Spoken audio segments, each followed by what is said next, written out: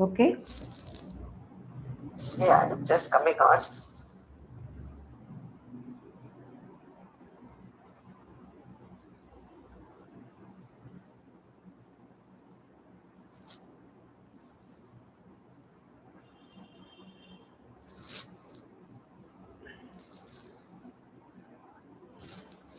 Fine? Yes, Pachi. Yes, Pachi. Okay, thank you.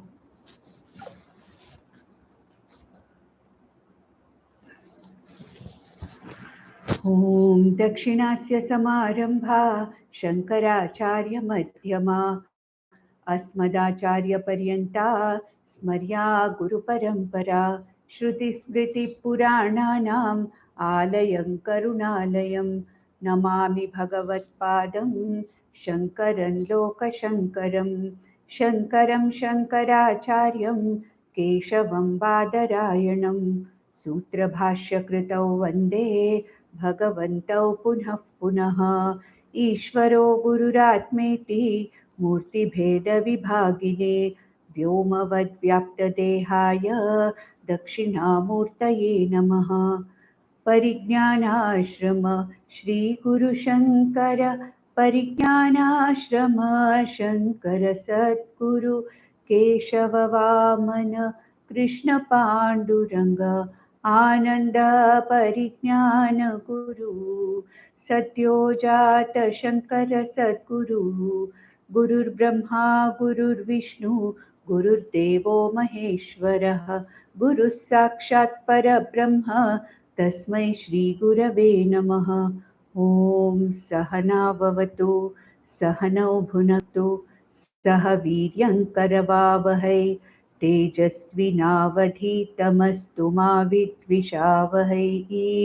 ॐ शान्ति शान्ति शान्तिः। शान्तिपाठ।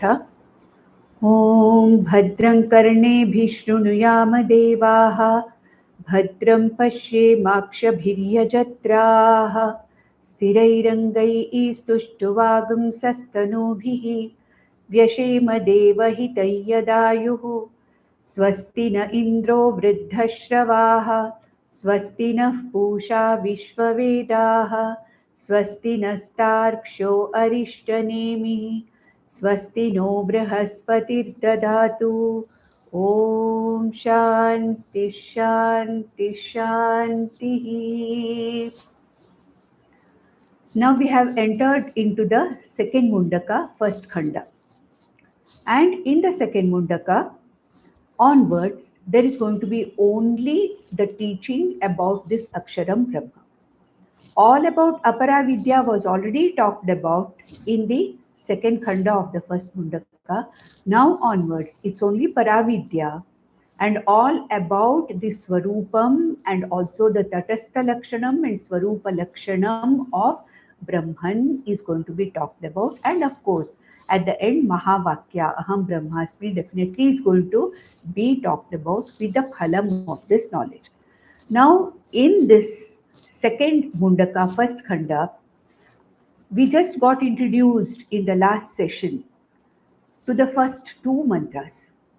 Now, what in this particular section or Khanda of the second Mundaka, what the Upanishad wants to do is to introduce this Brahman as to its relationship with the Jiva and Jagat. I am a Jiva here. I am facing this Jagat here. And we have heard that Brahman is the only one and the only without a second. Advayam Brahma. There is nothing else other than Brahman. That is what we have talked about. And in the first Khanda, in the sixth mantra, it was already talked about as Bhuta Yonim, Jagat Karanam Bhuta Yoni, Vibhuhu, Sarvagataha, Vibhuhu, Bhuta Yonihi. That was how Aksharam Brahma was described. So now, what is it that the world is about? Who are these jivas? What is this Jagat? From where have they come? What is the connection? What is the relationship between this Aksharam Brahma and the Jiva and Jagat? From where have they come? If Brahman is the Abhinna Nimitta Upadana Karanam of this entire universe, In that case, the entire Jagat and the Jivas should come from that Brahman as Jagat Karanam Brahman. And also we saw that for anything to become the Karanam of a particular effect, a cause has to undergo some change to become the Karyam or the product. But we saw that Brahman is something which cannot undergo any changeless because it is nirvikari. Brahman is asangaha, Brahman is nirvikari, niravayavaha, that which is nityam. It cannot undergo any transformation to become the world. So, what is the meaning of Brahman becoming the world? It means this Brahman, with the help of Maya, manifests as this universe. What is a manifestation? A manifestation is a mere projection or reflection. The Karanam does not undergo any transformation or change to become the Karyam. Therefore, Brahman, which does not undergo any change to become the Karyam, is called as the Vivarta Karanam, not a Parinami Karanam. Vivarta Karanam, changelessly, without undergoing any change. This Brahman manifests itself as the millions of jivas that are found here and with millions of names and forms that are here with the help of in association with that Shakti called as Maya. So Maya Shakti projects the matter principle, the Jagat, including this body mind sense complex, onto Brahman. Maya borrows existence, consciousness from Brahman, and it projects a whole universe like a magician projecting his magic without undergoing any change, like a waker projecting a dream without undergoing any change. I, the waker, am the Vivarta Karanam. I am the Abhinna Nimitta Upadana Karanam of my own dream. Similarly, Brahman is merely projecting itself, manifesting itself as the Jagat with the help of Maya. And the first verse talked about mainly the jivas, the sentient beings. What is a jiva? What are these thousands or millions of forms of life that are present here, the jivas? In what way is a jiva connected to Brahman? Is a jiva a part of Brahman? Is Jiva different from Brahman, something totally different? Is it a second thing other than Brahman? In that case, there'll be two things. There'll be Jiva, there'll be Brahman. There are no two things. Our scriptures say that there is only one thing. Ekam Yeva Advayam Brahma. In that case, what is a Jiva? Is it a part of this Brahman or is it Brahman itself? What does Vedanta say? That a jiva is not different from Brahman. Jiva Brahma Aikyam is talked about in the Mahavakya as Jiva and Brahman are the same consciousness, the same existence. Then what is the difference? The difference is in the Upadhi. In the Upadhi, there is a difference. Ishvara or Brahman has a different macro or samashti Upadhi, and the Jiva has a limited or a minor or vyashti Upadhi. That's it. The Bheda is only the Upadhi Bheda. But Swarupataya, the Jiva and Brahman can be also called as Ishvara from the point of view of the Jagat. I have already told that. This Brahman, Satyam Jnanam Anantam Brahma, in association with Maya, when the world is projected from the point of view of the Jagat which is projected, the same Brahman is also called as Ishvara. Brahman, Nirguna Brahman, Nirvikari Brahman with Maya Shakti is called as Ishvara, which is taken as Jagat Karanam Brahma. In that case, what are the jivas? The jiva is not different from Ishvara or Brahman. That is why the first verse said, Yatha Sudiptat pavakat sahasrashah vispulingaha prabhavante. Just like the sparks, thousands of sparks emerge from this conflagration of fire. In that case, is the spark a part of fire or is it the same as fire? The Upanishad uses a specific word here, sarupaha. Swarupa lakshanataya, the spark also is heat and light. The conflagration of fire is also heat and light, and therefore the spark is not different from the conflagration of fire. The spark has the same swarupa, lakshanas as fire. So there is a logic, there is a law in Vedanta, there is a law in Mimamsa Shastra. What it says is, if there are two things having the same lakshanas, then the two are not different from each other. That is the logic used here. What it means is that if the Swarupa Lakshana of fire, which is burning there, a large conflagration, the Swarupam is heat and light, then if the spark, which is small, some of them are small, some of them are big, some of them fly far, some of them just fall dead there, some of them get resolved into that fire itself, but every spark is of the nature of heat and light. Therefore, spark is not different from fire, spark is not a part of fire, but the spark is fire. Therefore, Jiva is not different from Brahman or Ishvara. Jiva is Sarupaha. Then what does he say here? It is these Jivas, what is born? What is born is the Upadhi of the Jiva is born. Which Upadhi? Only the Sthula Sharira Upadhi is born out of the gross matter principle. That is what is born, that is what dies. The Sukshma Sharira of every Jiva also continues throughout the creation. So, what is created in a Jiva? Only the physical body is created, nothing else.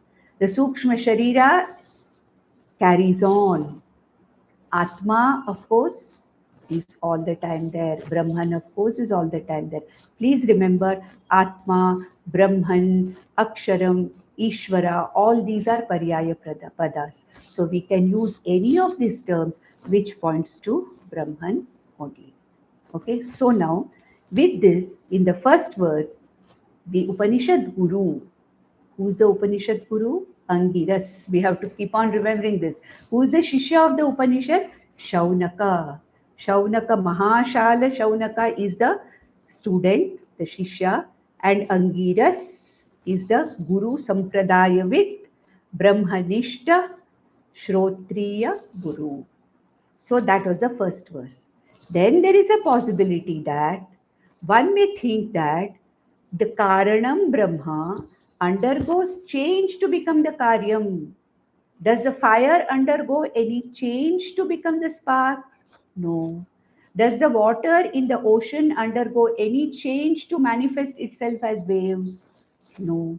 Similarly, Brahman as Jagat Karanam does not undergo any change to become the Jiva. That, to make that very clear, the second mantra talked about the consciousness as the very nature of Brahman. Divyo hyamurta purushaha sabhahyabhyantaro hyajaya. Apranaha amanaha. What is this Brahman? It is nothing but pure consciousness, which is Niravayava, which does not have prana, but it is the prana of the prana.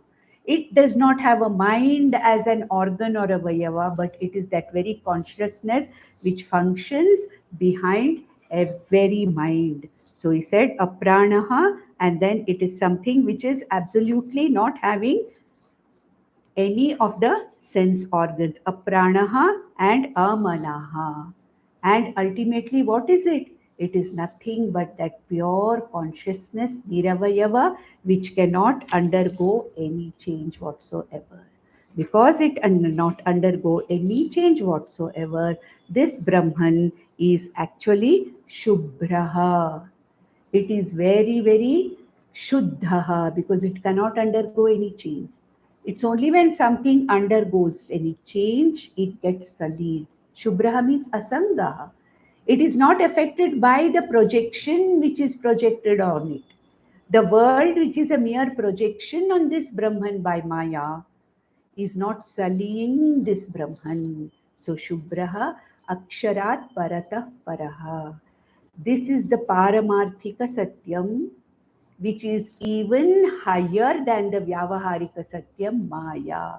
Aksharat Paratah Paraha. Here, this Akshara means Maya. This Karana Prapancha, Karana Sharira, Prakriti, this Brahman is even superior to Maya. Aksharat Parataha Paraha. So here the first two verses talked about this Brahman being the Vivarta Karanam of this entire universe. And also the Jiva. What is the relationship then between the Jiva and Brahman? It is nothing but Aikyam. The Jiva and Brahman are nothing but the same. Jiva is not, according to Advaita Vedanta, Jiva is not a part of Brahman. Jiva is not different from Brahman, but the Jiva is Brahman. That is why Tattvam Asi Mahavakya is there. Aham Brahma Asmi Mahavakya is there. Ayamatma Brahma, the Mahavakya is there. And we saw also in Vivek Chudamani how the Mahavakya is derived by using the Bhaga Tyaga Lakshana. If you can go through that, remember that well and good. It's worth it to go back to Vivek Chudamani and see how the Mahavakya is deduced or worked out. Now from the next verse onwards, from the third verse until the 10th verse, how this whole universe, with its various names and forms, how it manifests from that same Brahman, that is what is talked about. The Jiva, coming out of the Jiva from Brahman. Manifestation of the Jiva from Brahman was talked about in the first two verses. Brahman being the Vivarta Karanam of the Jiva, and Jiva Brahma being one and the same. From the third verse onwards, the Upanishad is going to talk about what about the rest of the universe, the insentient things, the insentient beings, because the Jagat is a mixture of sentient, conscious beings, sentient beings, and insentient beings. Therefore, how is this Jagat produced? So, in the next verse, the Srishti Krama is talked about, the creation is talked about. To some extent, we saw that in the first Khanda itself, we saw a few verses talking about Brahman being the Tathastha Lakshanam as Jagat Karanam Brahma. That is explained in more detail here as to how the various manifestations in the universe manifest from the same universe. Creation is different, manifestation is different. Correct? There is no question of a new thing created in the Jagat. That is what it is. Creation means here nothing new is created. The same Jagat which was in the unmanifest form manifests or associated in new names and forms. And where does this manifestation take place?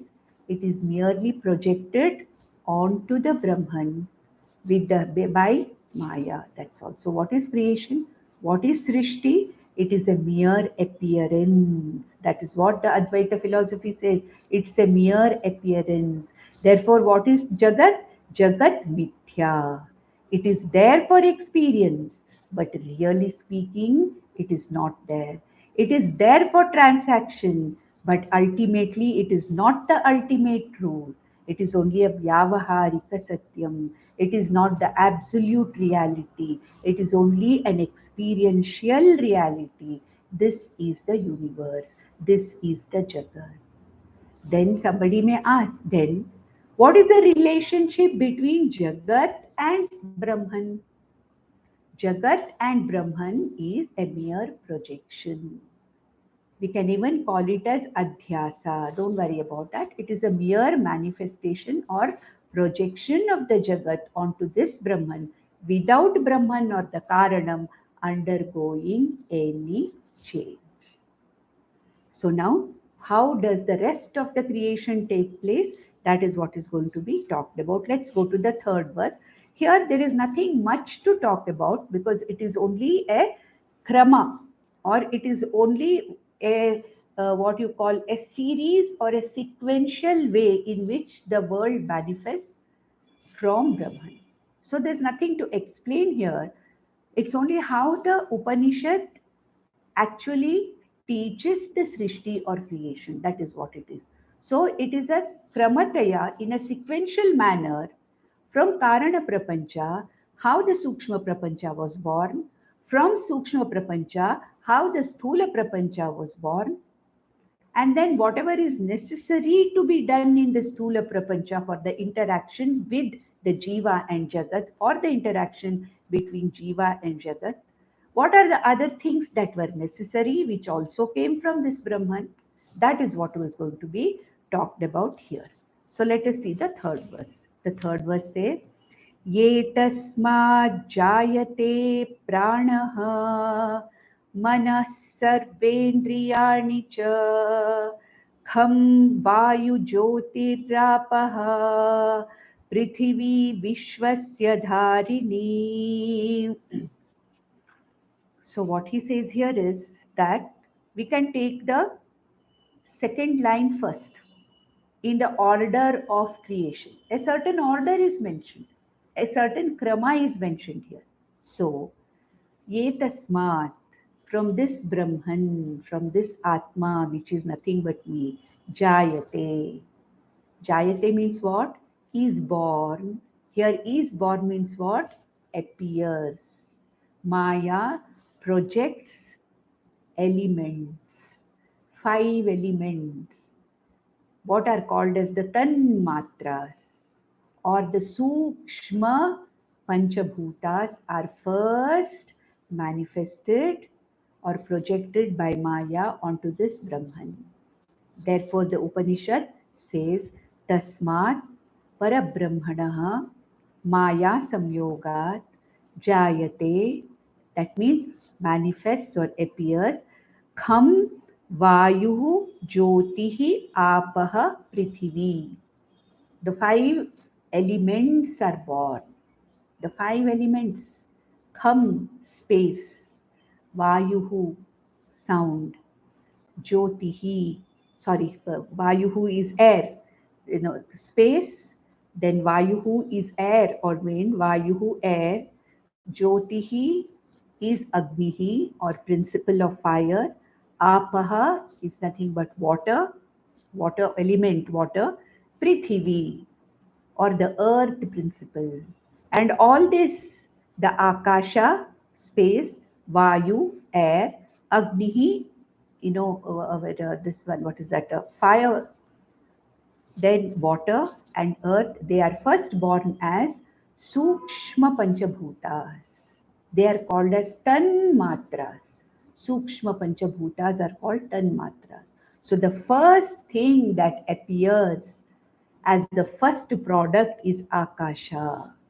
And with Akasha, the space, time also appears.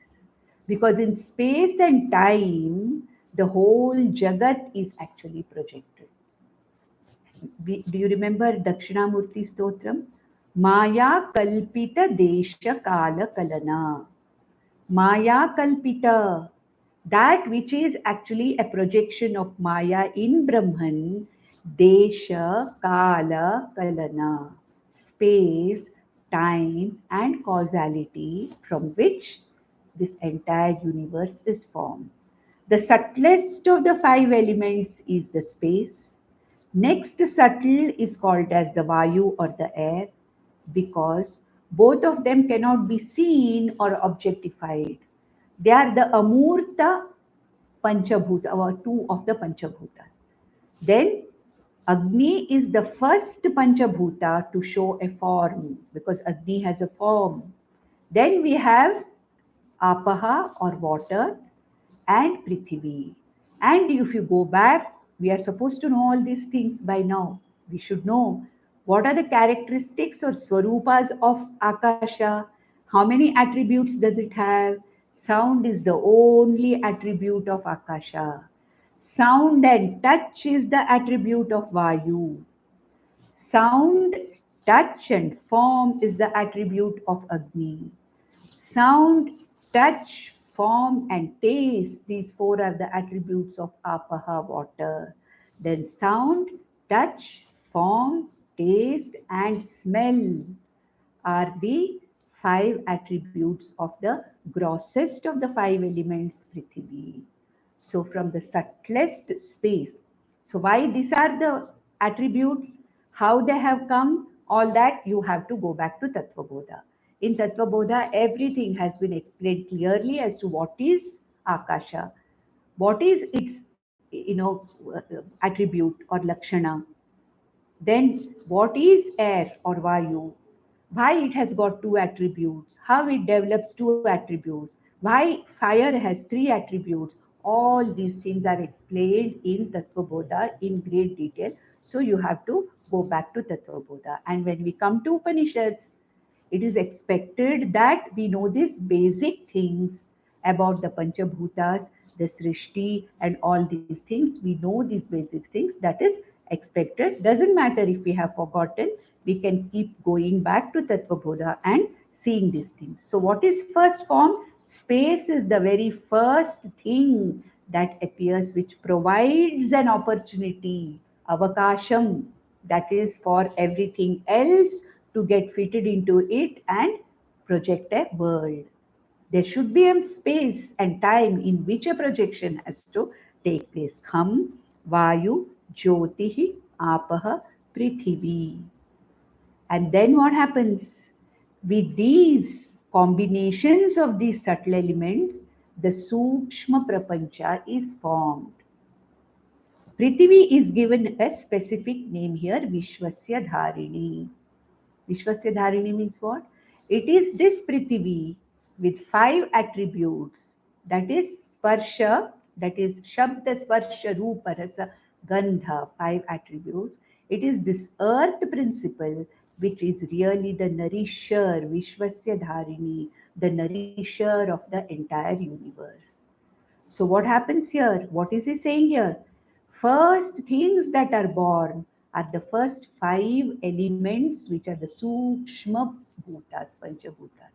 When Sukshma Panchabhutas are formed, from the Sukshma Panchabhutas, the Sukshma Prapancha or the subtle universe is born. The subtle Jagat is born. That is what is told in the first line. Jayate pranaha manaha sarvendriyani cha. How these subtle elements combine within themselves to form the Sukshma Prapancha, also we know how mind is formed. From all the sattvic amshas of all the five elements, the mind is formed. From the Rajasika amshas, total of all the five elements, prana is born. So, what is Manaha and Prana and Indriyani?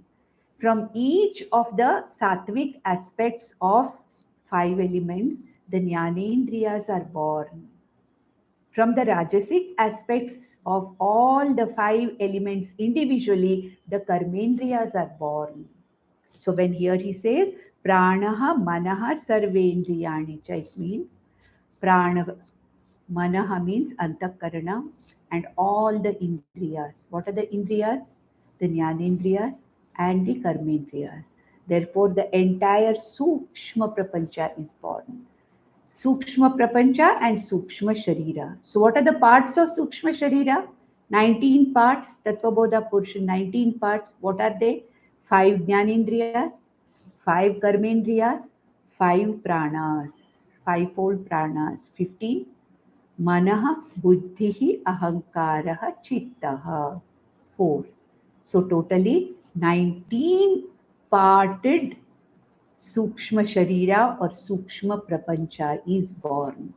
So from Karana Prapancha, Maya or Prithvi, the Sukshma Prapancha is first projected onto this universe. Now, the individual These 5 subtle elements form the individual Sukshma Sharira, whereas the same 5 Samashtitaya or in the total form the Sukshma Prapancha.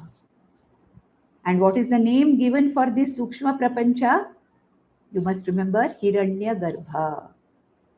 We have already seen, isn't it?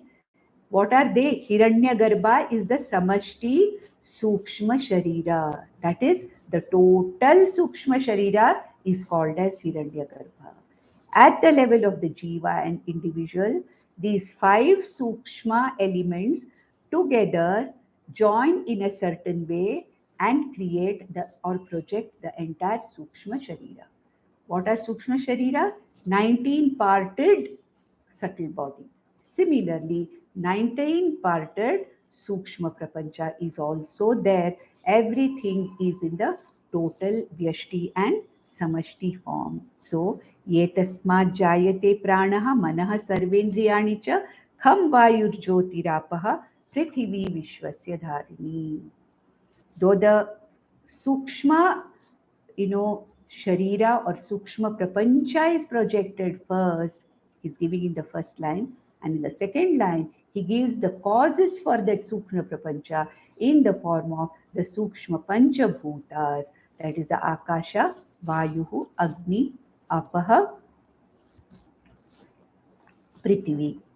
I'm not going into the details of this because it's already been talked about in our Vivek Chudamani, and also we can refer back to Tattva Bodha where all the details are given here. So, the Sukshma Prapancha creation, the Sukshma Sharira creation is explained in this. From where has it come?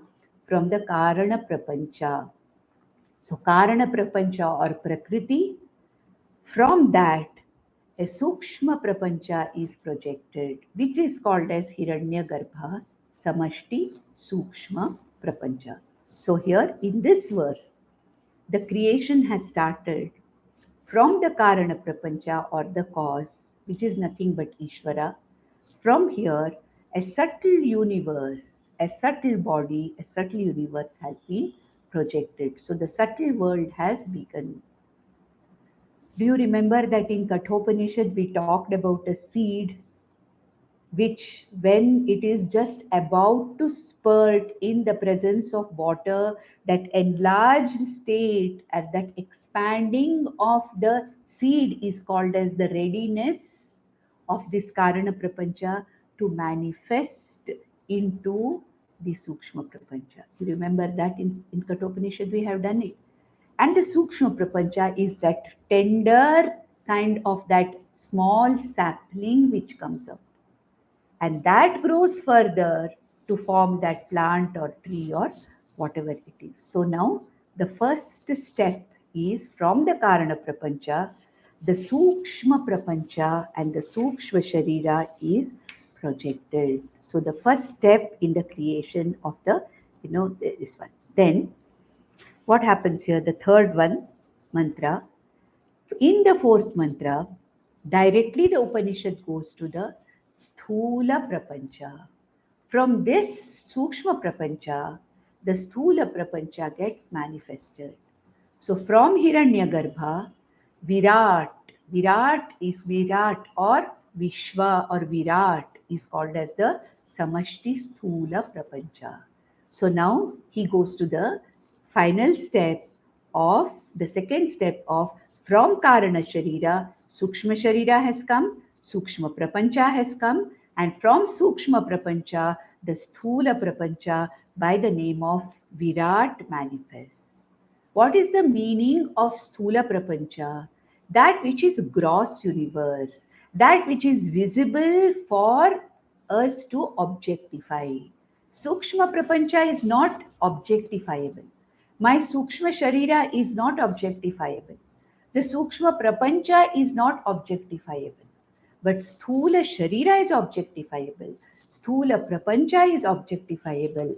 Therefore, now he continues to say that from this Brahman itself, endowed with the Maya Upadhi or the Maya Shakti, from which the Hiranyagarbha was born or appeared, which is nothing but Samashti Sukshma Sharira. From this Samashti Sukshma Sharira Hiranyagarbha, the gross universe appears, the physical universe, the gross universe appears. This gross universe, which can be a projection of the Vyashti body itself, is called as Virat. Virat means what? Vividham Rajate, that which manifests in many ways. That is what is called as the Sthula Prapancha. And how is the Virat described? In a poetic way. In the fourth mantra, this Virat is described in a very, very poetic way. Supposing you project yourself millions of times to occupy the whole universe. Say, imagine, as a poet, that is how a poet imagines. If you imagine one body, one human body, my body, I'm, you know, magnifying it millions of times and projecting onto this entire universe. How will I look? That is the look of this Virat. That is the look of the Samashti Sthula Prapancha. The Samashti Sthula Prapancha or Virat, the Upanishad describes in a human shape. Why human shape? Because we are used to thinking about ourselves in this particular shape. Sukshma Prapancha cannot be described in any shape because it is not available for objectification. Similarly, Sukshma Sharira we cannot objectify. We cannot objectify our prana. Maybe we can feel our prana, that's it. But otherwise, we cannot objectify the mind or anything. We objectify means what? We cannot see it or touch it. It is subtle, but we know it is there. I know my mind is there, my prana is there, it is moving. I have indriyas, all that I know, but I cannot see it grossly or touch it. That is why it is called as Sukshma Sharira, Sukshma Prapancha. Now, the Sthula Prapancha or Virat Purusha or the cosmic person is described here. Why it is described as a person? Because I am used to looking at myself as a particular shape and form. So the Upanishad also describes this Samashti Sthula Prapancha in the form of a human shape, and the Upanishad calls it a cosmic person. And what are we? We are not different from the cosmic person. We are also the cosmic person with smaller upadhi. Whereas the Sthula Prapancha is the same consciousness, Brahman, with a big upadhi called as the whole universe. So let us see how poetically it is going to express about this Virat Purusha or cosmic person. So what does he say now here? The Guru says, Agni Murdha Chakshushi Chandra Suryo Disha Shrotre Vagvivritascha Vedaha Vayuhu Prano Hridayam Vishwamasya Padbhyam Prithvi Yesha Sarva Bhutantaratma. So he is describing the Samashti Sthula Prapancha or the Virat in the form of a human shape as a cosmic person. So what does he say? Agni Murdha. Murdha means the head. The head of the cosmic person is in the higher worlds. Agni here means the higher worlds, the brighter worlds. Svargadi, Svargaloka, Bhuvarloka, Maharloka, Janarloka, all these seven worlds above this earth. Supposing we want to look up to the higher worlds, what is that? How do? We do like this, isn't it? Not that the higher worlds are higher in vertical altitude or something. It's not like that. When we say higher, that means when I have want to look at a large form, I have to look up to a large form. So this cosmic person or Virat Purusha is described as a human form, a large human form, encompassing the entire universe. And he says, for this Virat Purusha or for this cosmic person, Agni Murdhaha, The brighter, higher lokas are his head. Chakshushi Chandra Surya. For this cosmic person, the eyes are Chandra and Surya. Surya and Chandra being the luminaries which represent light, and therefore it is said for this cosmic Purusha, for this cosmic person, Virat Purusha, the eyes are as though this is a pictorial representation, mind you. It is the way the Upanishads describe this pictorially. It does not mean that there is a Purusha with this. It's not like that.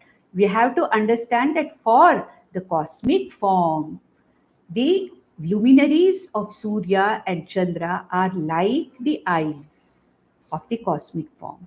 Then Dishaha Shrotre, all the 8 directions are the dishas, or the directions are the ears of this Virat Purusha. Why ears?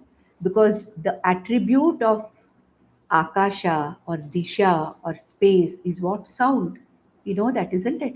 Akasha's attribute is sound, and I told you Vayu's attribute, I went on enumerating just some time back. So, sound being the Lakshana or attribute of Akasha, therefore, all the space around which is there here becomes the very ears of the cosmic person. So, Dishaha Shrotre, Vag Vivritascha Vedaha. Well explained Vedas become the very speech of this cosmic Purusha. They become the very speech of this Vak of this cosmic Purusha. Vayuhu Pranaha. This Vayu that is flowing in this space is the very Prana.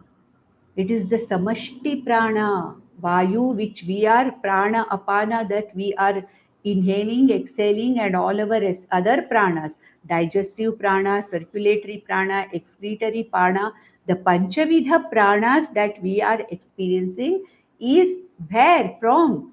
It is nothing but the Samashti Prana. And what is it? Vayu. What is prana? Vayu vikaraha. Prana is a vayu vikaraha. Therefore, vayuhu eva pranaha yasya. Vayu is the very prana of the entire cosmic Purusha.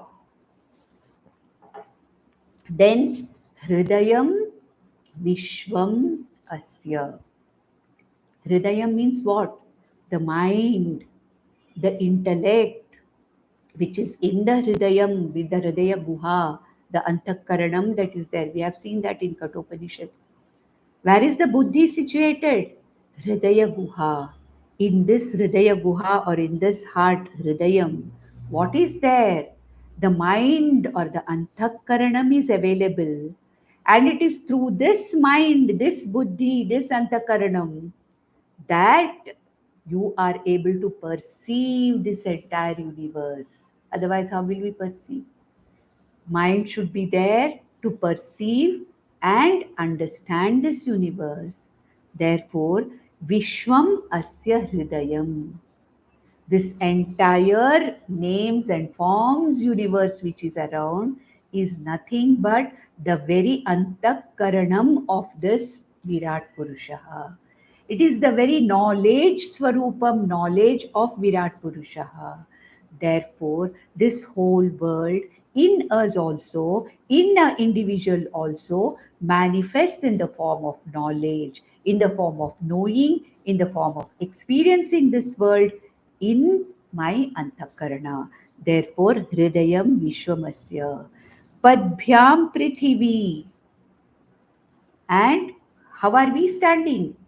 When we are standing with our feet on the ground, on the Prithvi. Similarly, the Prithvi itself is the very feet of this Virat Purusha. The very feet of this Virat Purusha. Then, of course, there are other discussions and other descriptions of this where other things are also described. What is the stomach of this Virat Purusha? What is the this one of where the bladder of Virat Purusha? All those things are in different ways, in different Upanishads, in different texts, different pictorial, symbolic representations of Virat Purusha are given. But here in this Upanishad, the Virat or the Samashti Sthula Prapancha or the cosmic person is described in the shape of what I am used to seeing, my own body. And a head is described, eyes are described, mind is described, the shrotre, that is, the ears are described. Okay, and then the feet are described. Hridayam is described. So he says that Padbhyam Prithivi Hyesha for this Sarva Bhutantaratma. And what is this? It is the Sarva Bhutantaratma. This Virat Purusha is the self of all beings. Yeshaha. This Virat Purusha, that is Samashti Sthula Prapancha or cosmic person, is nothing but Sarva Bhuta Antaratma. This Virat itself is manifesting as different names and forms in the form of different upadhis. So this Virat is nothing but Sarva Bhutantaratma.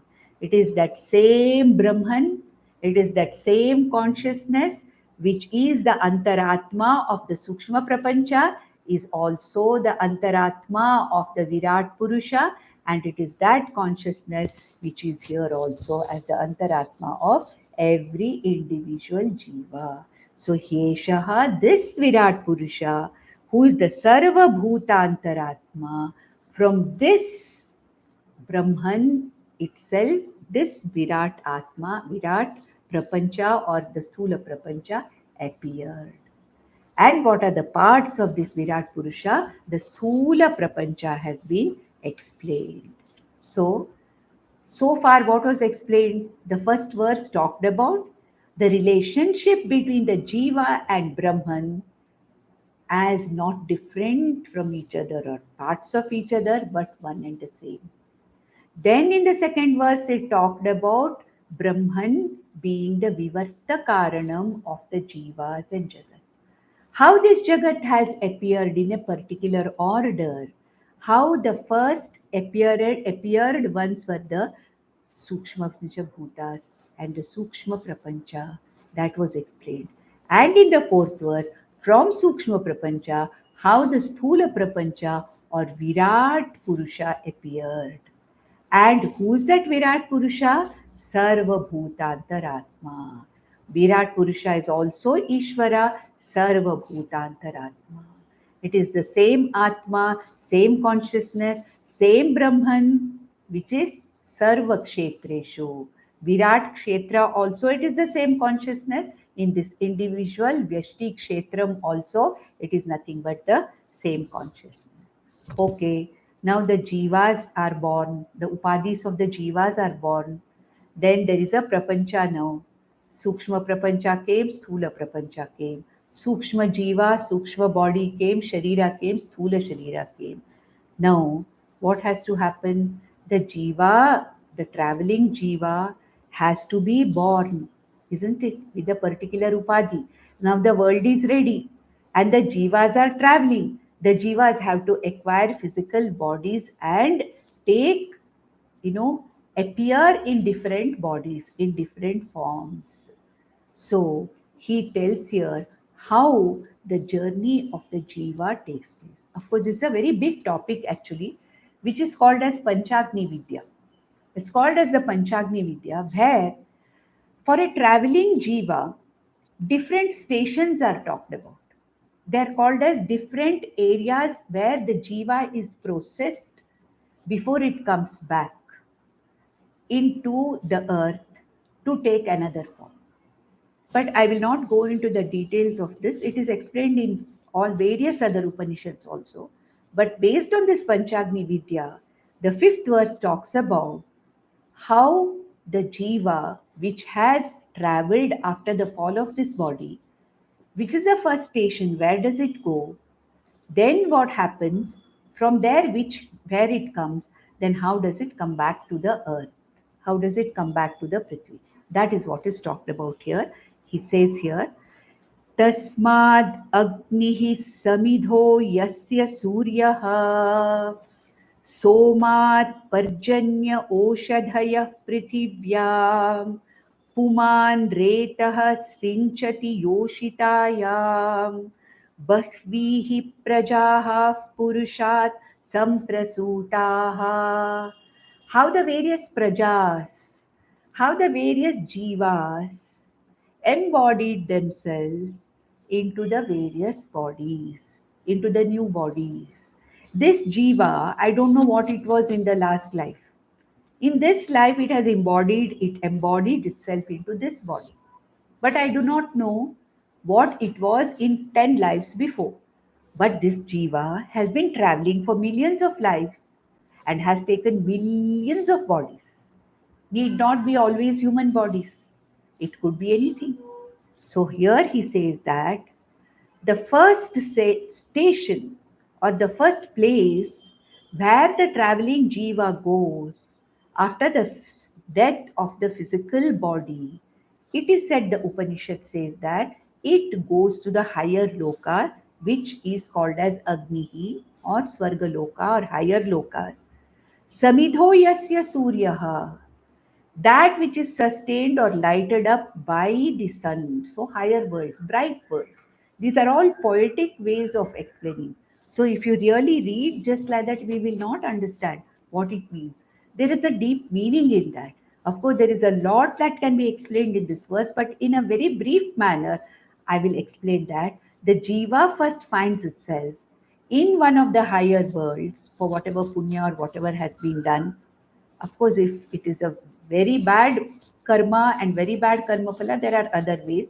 But then the higher worlds or swarga onwards or whatever it is, where light is basically is the representative of these higher worlds. Samidho yasya suryaha. Samidho yasya suryaha means that is where the sustenance is the bright worlds is from the light of the sun, bright light sun. Samidaha yasya surya. Then what happens?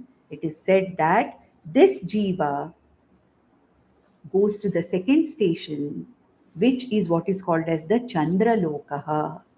Okay, that is Soma Lokaha.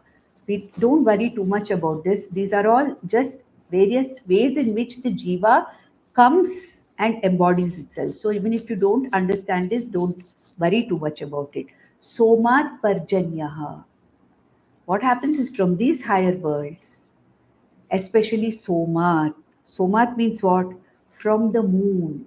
From the moon or the higher lokas from the moon, where the rains are created, this jiva is supposed to come back in the form of rain onto the Prithvi and get incorporated into the Oshadhaya, into the plants which are eaten by the various jivas.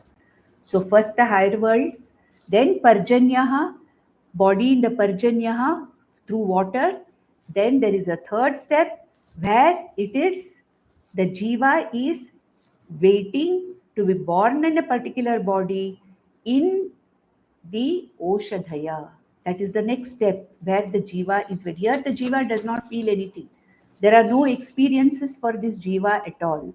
This jiva is supposed to be in the Oshadhis, in the plants, and these Oshadhis or the food, it is waiting in the form of food. The jiva is in the food form. It is waiting to be eaten by the male and the female of the species. Male and the female eat that food.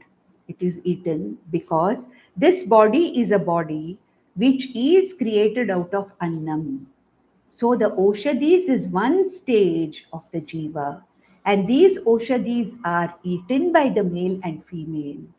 And the jiva is now in the form of the seed in the male and the egg in the female. So puman retah sinchati yoshitayam, when the male and the female come together and the seed and the egg, which are nothing but the products of the food principle, here the jiva starts to manifest with the fertilization. The jiva starts to manifest itself in that particular form.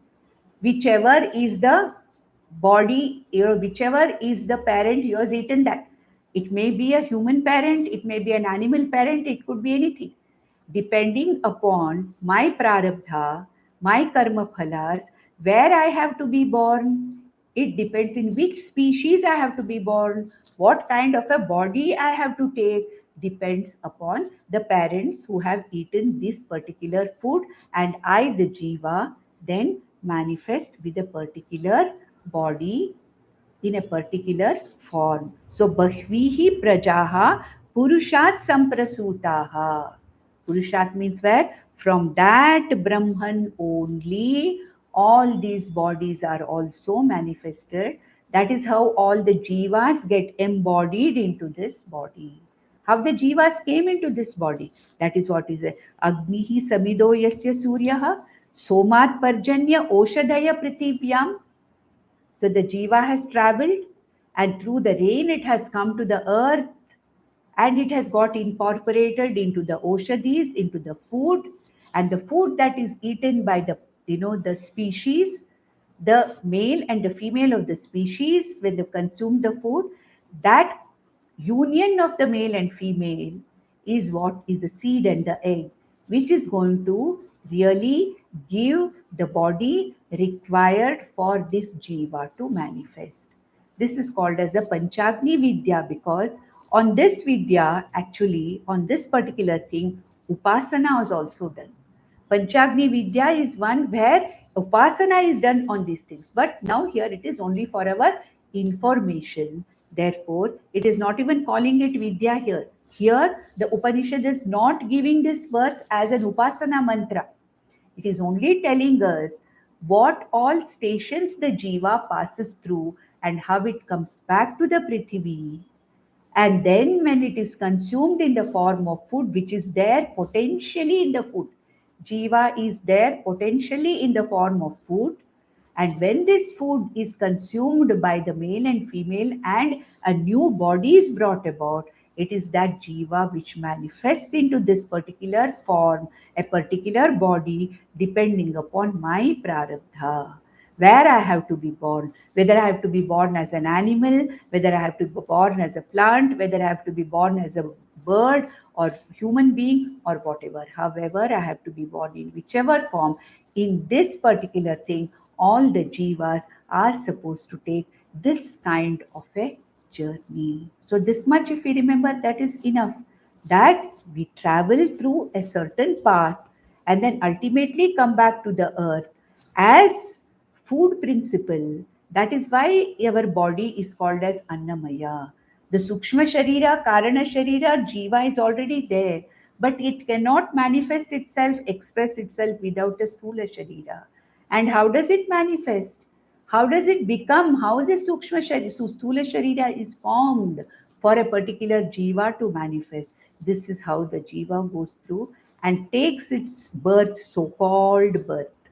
Birth is what? So called appears in a particular name and form, body form, in a particular name, in a particular human form, or a bird form, or a reptile form, or whatever form it appears. Here, the Upanishad is talking about the human jivas. All the jivas have the same, but here we are talking to human beings, so we are not bothered about other beings for the time being, but it is how a human jiva takes this particular cycle called Panchagni stations, and then comes and manifests itself into another human form.